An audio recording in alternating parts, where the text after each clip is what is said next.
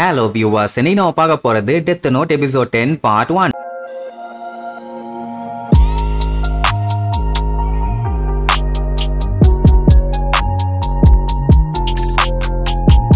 Open பண்ணா நம்ம L இருக்கான் பாத்தீங்களா, அவன் லைட்டு கிட்ட டென்னிஸ் விளையாடலாம்னு சொல்லி கூப்பிடுவான். இவன் எக்ஸ்பெக்ட் பண்ணவே இல்லை அவன் கூப்பிடுவான்னு. இதனால ரெண்டு பேரும் மாத்தி மாத்தி நல்லா புரிஞ்சுக்கலாங்கிற மாதிரி நம்மளால சொல்லுவான். இதுல ஏதாச்சும் உனக்கு பிரச்சனையான்னு கேட்டா அதெல்லாம் ஒன்னும் இல்ல, எனக்கு சந்தோஷமா தான் இருக்குது. ஆனா நான் இதை எவ்வளவு சூப்பரா விளையாடுவேன்னு உங்களுக்கு தெரியாது, தெரியாம என்கிட்ட வந்து மாட்டிக்கிட்டீங்கம்மா. அதை பத்தி எல்லாம் எனக்கு கவலை இல்லப்பா லைட்டு. நான் இதுக்கு முன்னாடி பிரிட்டிஷ் ஜூனியர் சாம்பியனா இருந்தவன், அதனால எனக்கு பஞ்சாயத்தே இல்ல, நான் அசால்ட்டா விளையாடுவான்பா. அப்படின்னா நீ பிரிட்டிஷான்னு சொல்லி அடுத்தடுத்து அவன்கிட்ட கேள்வியை கேட்கலாம். அப்படி இவன் கேட்டான் கண்டிப்பா இவன் கிரான்னு அவனுக்கு டவுட் வரும். என்ன பண்ணலாம், ரைட் சும்மா ட்ரை பண்ணி பாப்போம்னு அவன் யூகான்னு பேர் சொல்லிருப்பானா. அப்படின்னா நீங்க பிரிட்டனா அப்படின்னு கேட்டா ஒரு 5 வருஷம் பிரிட்டன்ல தான் இருந்தானாமா. ஆனா எல்லோட ஐடென்டிட்டி தெரியற அளவுக்கு அங்க ஒண்ணுமே இல்லம்பானா. ஆத்தாடி பய உசாரா தான் இருக்கான்னு புரிஞ்சுது. சரி ரைட், இப்ப ரெண்டு பேரும் டென்னிஸ் விளையாட போறானுங்க. இது வந்து ஒரு ஃப்ரெண்ட்லி மேட்ச் மாதிரி தான் இவனுங்க ஸ்டார்ட் பண்றானுங்க. ஆனா லைட்டு தான் கிராவா அப்படிங்கறதையும் டெஸ்ட் பண்ணலாம். ஏன்னா கிராக்கு தோக்குறது சுத்தமா பிடிக்காது. நம்ம போய் எப்படி தோக்குறானா இல்லையான்னு பாப்போம்ட்டு பாலை தூக்கி போட்டு ஒரு அடி அடிப்பா, மின்னல் வேகத்துல போகும். ஆக்சுவலா ரியூக்கு மேல எல்லாம் படாது, ஆனா அதுவே பதறி போய் அங்க இருந்து தெரிச்சிரும். நம்ம பையலும் ஷாக் ஆயிட்டான், பரவாயில்லையே சீரியஸாவே ஸ்டார்ட் பண்றீங்களேன்னு. சோ இப்படி இவங்களுக்குள்ள டென்னிஸ் மேட்ச் இல்ல, ஒரு வாரே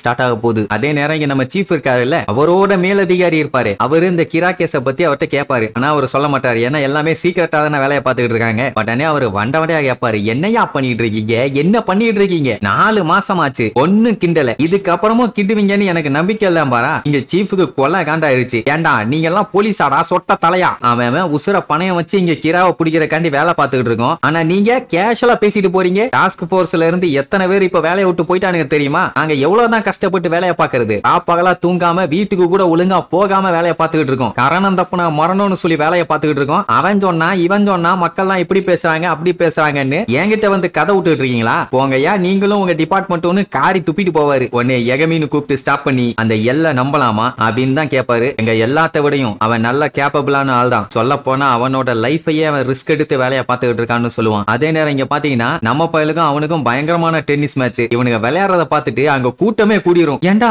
இவனுக்கு என்ன புதுசா விளையாடுறானுங்களா இல்ல மாத்தி மாத்தி பொழக்கணும்னு விளையாடுறானுங்களா? ஏதோ வேர்ல்டு சாம்பியன்ஷிப் விளையாடுற மாதிரியே விளையாண்டுட்டு இருக்கானுங்க. என்ட்ரன்ஸ் எக்ஸாம்லயே ரெண்டு பேரும் ஃபர்ஸ்டா வந்தவனுங்க. இதுல என்ன பண்ண போறானுங்கன்னு தெரியலன்னு ஆர்வமா பாத்துக்கிட்டு இருப்பாங்க. இப்ப என்னன்னா கிராக்கு வந்து தோக்குறது சுத்தமா பிடிக்காது. மேக்ஸிமம் பீப்புளுக்கு தோக்குறது சுத்தமா பிடிக்காதுன்னு வைங்களேன். இப்படி இவன் யோசிச்சுட்டு இருப்பான். அதே நேரம் இங்க நம்ம பையன் நம்ம ஜெயிச்சாலும் கிரான்னு கன்ஃபார்ம் பண்ணுவான். ஏன்னா கிராக்கு தோக்க பிடிக்காதுன்னு. தோத்தாலும் வீம்புக்குன்னு தோத்தான்னு சொல்லுவான். கிரான்னு கண்டுபிடிக்க கூடாதுன்னு. என்ன பண்ணாலும் கடைசியில எல்லாம் ஒண்ணு தானே. எப்படி இருந்தாலும் இது ஒரு கேம் தான். அவன் மைண்ட்லயும் ஜெயிக்கணும் தான் ஓடிட்டு இருக்கும், என் மைண்ட்லயும் அதான் ஓடிட்டு இருக்குது. நான் கண்டிப்பா ஜெயிச்சே தீர்வேன்னு சொல்லி பையன் சும்மா வெறி கொண்டு ஒரு அடி அடிப்பான். அவ்வளவுதான் நம்ம பையன் ஜெயிச்சிட்டான். அதுக்கப்புறம் தான் இன்னொரு மேட்டர் தெரியுது. 2002-2003ல ஜூனியர் ஹை சாம்பியன் நம்ம லைட். இதுல காமெடி என்னன்னு கேளுங்க. 3rd இயர் காம்படிஷன் நடத்தும் போது இவனுக்கு எதிராக விளையாடுறதுக்கு எவனுமே வரல. சரி இப்ப மறுபடியும் 2 பேத்துக்கு மேட்ச் போய்கிட்டே இருக்குது.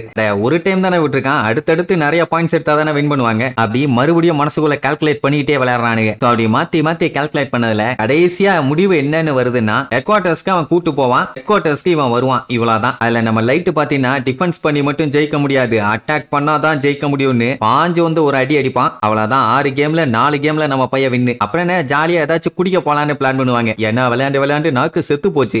எல்ல இருந்துட்டு நீ ஜெயிச்சிட்டப்பா, அதனால நீ என்கிட்ட என்ன வேணாலும் கேட்கலாம். ஆனா உங்ககிட்ட ஒரு விஷயம் சொல்லி ஆகணும். எனக்கு என்னமோ நீ தான் கிரா ஒன்னு டவுட்டா இருக்குதுமா. உடனே நம்ம பையன் எது நான் கிராவா என்னையா சொல்றேன்ட்டு எதுவுமே தெரியாத மாதிரி நடிப்பான். ஆனா அதுவும் 1% தான்ப்பா பாசிபிலிட்டி. ஆனா இப்ப அதை விடு, நீ மட்டும் கிரா இல்லன்னு கன்ஃபார்ம் ஆச்சுன்னா உன்னை என்னோட இன்வெஸ்டிகேஷனுக்கு நான் யூஸ் பண்ணிக்குவேன். ஏன்னா உன்னோட பிரெயினும் சரி உன்னோட எபிலிட்டிஸும் சரி பயங்கர ஷார்ப்பா இருக்குது. நீ என் கூட வேலை செஞ்சா ரொம்ப நல்லா இருக்கும்ட்டு போவானா. ஒரே 1% தானா நல்லா இருக்குதே. ஆனா நீ என்னைய சின்னதா சந்தேகப்பட்டாலும் அது நமக்கு ஆபத்து தானே. இப்படி பையன் மனசுக்குள்ள பயங்கரமா கால்குலேட் பண்ணுவான். அப்புறம் என்ன நேரா காஃபி ஷாப்புக்கு போவாங்க. இவன் பாத்தீங்கன்னா குரங்கு மாதிரி உட்கார்ந்துட்டு இருப்பானா சீட்ல. ஆமா எதுக்கு இப்படி உட்கார்ந்துட்டு இருக்க, நார்மலா உட்காருன்னு சொன்னா இப்படி உட்கார்ந்தாதான் அவனோட ரீசனிங் ஸ்கில் 40% வேலை செய்யுமாமா. சரி ரைட்டு நம்ம லைட் என்ன சொல்லிடுவான், நான் கிரா இல்லன்னு கன்ஃபார்ம் பண்ற வரைக்கும் நீ என்ன வேணாலும் கேள்வி கேளுன்னுவான். சரி ரைட்டு என்னோட ரீசனிங் ஸ்கில்ல நான் உன்னை வச்சு டெஸ்ட் பண்ணி பாக்குறேன்னு சொல்லிட்டு நம்ம பையன் சாகருக்கு முன்னாடி ஜெயில இருக்கவனுங்களை கண்ணா பின்னான்னு எழுதி வச்சுட்டு சாகடிச்சிருப்பான்ல. அதுல கூட இந்த மாதிரி காட் ஆஃப் டெத்துக்கு ஆப்பிள் தான் பிடிக்கும் அப்படிங்கிற மாதிரி தான் எழுதியிருந்தானே. இத பார்த்துட்டு உனக்கு என்ன தோணுதுன்னு சொல்லுன்னு கேட்பானா. நல்லா இருக்குதே அப்படின்ட்டு மனசுக்குள்ள யோசிச்சுட்டு இருப்பான். கொய்யால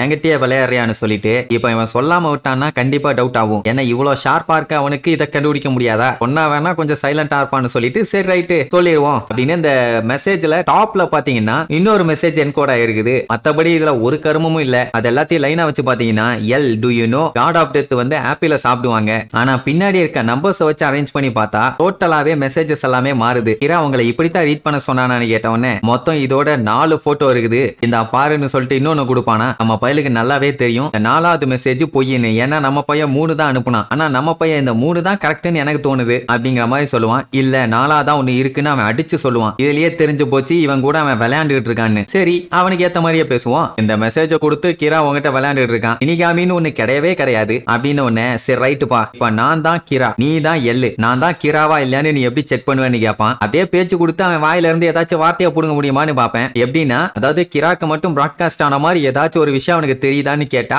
ஈஸியா கண்டுபிடிச்சலான்னு சொல்லுவானா. அப்படியே அசந்துருவான். ஏன்னா இதே கேள்வியை நிறைய டிடெக்டிவ்ஸ் கிட்ட கேட்டான். ஆனா இதுக்கு அவங்க ஆன்சர் பண்ண சில நிமிஷம் ஆச்சு. ஆனா நம்ம பையன் உடனே சொல்லிட்டான், யோசிக்க கூட இல்ல, உன்னோட எபிலிட்டியும் தாறுமாறா இருக்குன்னு பாராட்டி தள்ளுவான். அப்படின்னா நான் இப்ப சூப்பரா ஆன்சர் பண்ணிட்டேன்னு என் மேல இன்னும் டவுட் அதிகமா தான் ஆக போதான்னு கேட்பான். 1% சொல்லிட்டு இருந்தவனுக்கு இப்போ 3% ஆயிருச்சு. அது மட்டும் இல்லாம இப்ப இவன் கூட ஒர்க் பண்ணணும்னு அவனுக்கு ஆசையா இருக்குதாமா. ஈவன் நீ கிராவாவே இருந்தாலும் எனக்கு இப்ப அதை பத்தி கவலை இல்ல, இந்த இன்வெஸ்டிகேஷன்ல நான் உன் கூட ஒர்க் பண்ணணும்னு முடிவு பண்ணிட்டேன், ஏன்னு தெரியுமான்னு கேட்பான். வேற என்ன, நான் உங்களுக்கு கோஆபரேட் பண்ணேன்னா இன்வெஸ்டிகேஷன் அடுத்த ஸ்டெப்புக்கு மூவ் ஆகும். இன்கேஸ் நான் கிராவா இருந்தேன்னா மாட்டிக்குவேன்ல, அதனால தானே இன்வெஸ்டிகேஷன் அப்போ நீ இன்வெஸ்டிகேட் பண்றதுக்காக இந்த வேலையை பண்றீங்க, நல்லா இருக்கியா ஐடியாம்பா. நான் இப்ப நம்ம பையலுக்கு ஒரு விஷயம் தெரிஞ்சாகணும். என்னன்னா கிரா கேஸ்ல இவனும் இன்ட்ரெஸ்டிங்கா தான் இருக்கான், டிடெக்டிவ் ஒர்க்க ஒரு ஹாபியா பண்ணான். ஆனா இப்ப என்ன பஞ்சாயத்துனா கிரா கையில இவனுக்கு சாகணும்னு ஆசை இல்லையாமா. அண்ட் இன்னொரு மேட்டர் என்னன்னா நீ தான் கிராவா இல்லையான்னு எனக்கு டவுட்டா இருக்குது. நிஜமாவே நீ எல்லுதானா, இதுவே எனக்கு தெரியாது. அப்படி நீ தான் எல்லுன்னா எனக்கு ஏதாச்சும் ப்ரூஃப் காமி. நான் டாஸ்க் போர்ஸ்ல இருந்து யாராச்சும் ஒருத்தர் சொல்லட்டும், இல்ல எங்க அப்பா சொல்லட்டும். அதை பண்ண முடியாதுன்னா நானும் உன் கூட சேர்ந்து ஒர்க் பண்ண மாட்டேன். நீ என்ன பண்ணுமோ பண்ணிக்க.